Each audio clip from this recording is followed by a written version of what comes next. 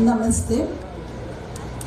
इस गरिमामयी समारोह में उपस्थित आप सभी को मेरा आदरपूर्वक प्रणाम।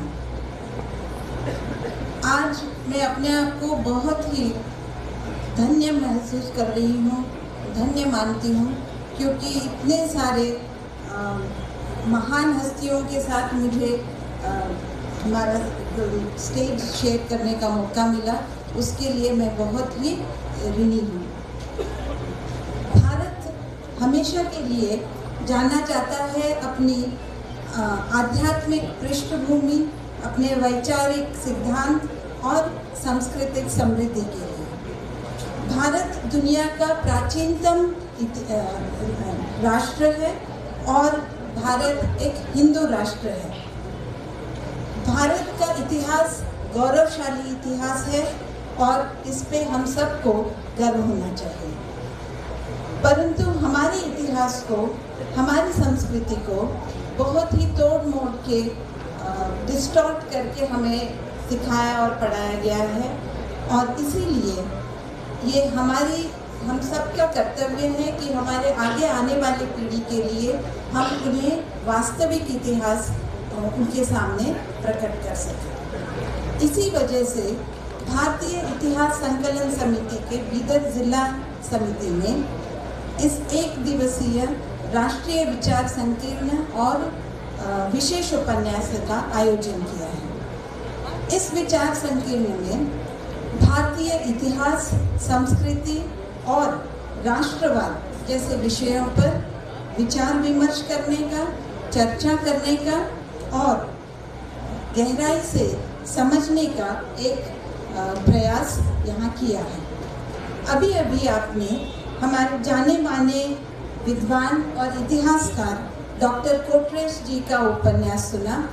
मैं आयोजकों की तरफ से क्षमा चाहती हूँ सर कि हम आपको ज़्यादा समय नहीं दे सके, लेकिन उन्होंने बहुत ही महत्वपूर्ण विषयों पर बहुत ही संवेदनशील तरीके से अपने विचार प्रकट किए। कोटरेश सर ने हमें जलियांवाला बाग से लेकर अपने ही ज़िले के गोटा ग्राम में हुए अत्याचार के उदाहरण देकर हमें राष्ट्रवाद की सही परिभाषा समझाई है। न केवल ये, उन्होंने हमारी संस्कृति की विविधता और विशेषताओं के बारे में भी हमें समझाया है।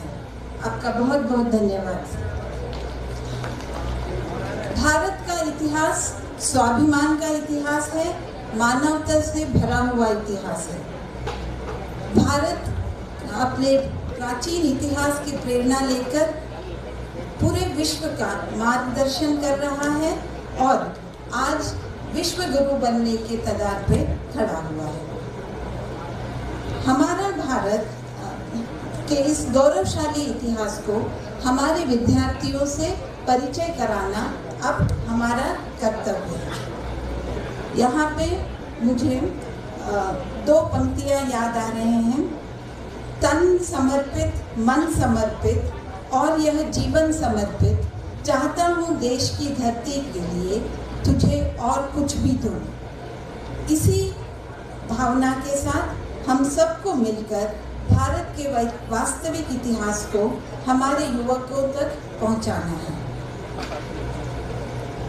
हमारे गौरवशाली अतीत से प्रेरणा लेकर भारत देश का स्वर्णिम भविष्य जो हमारा इंतज़ार कर रहा है, उसके लिए हम सबको तैयार होना है। अंत में मैं दो पंक्तियाँ और कहना चाहती हूँ। गौरवशाली था भूत, गौरवशाली था भूत, भविष्य भी महान है अगर संभाले आप जो वर्तमान है।